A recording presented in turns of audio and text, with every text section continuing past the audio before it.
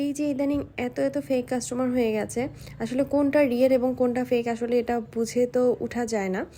তো দেখা যাচ্ছে যে তারা সারাদিন আমাদের সাথে কনভারসেশন করছে, বিভিন্ন রকমের কেকের ডিজাইন, কেকের মানে বিভিন্ন রকমের তথ্য জিজ্ঞেস করছে, এটা কিভাবে ওটা কিভাবে, অনেক রকমের ডিজাইন তারা দিচ্ছে, কিছু ডিজাইন আমাদের পেজ থেকে নিচ্ছে।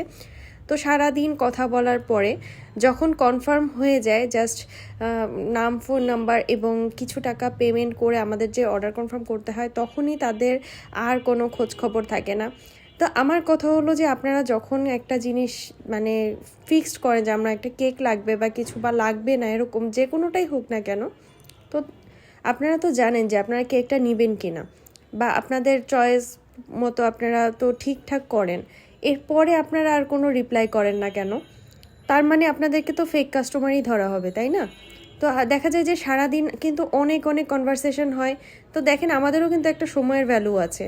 আপনারা যখন নিবেন না তখন আপনাদের উচিত না এত এত মেসেজ করার।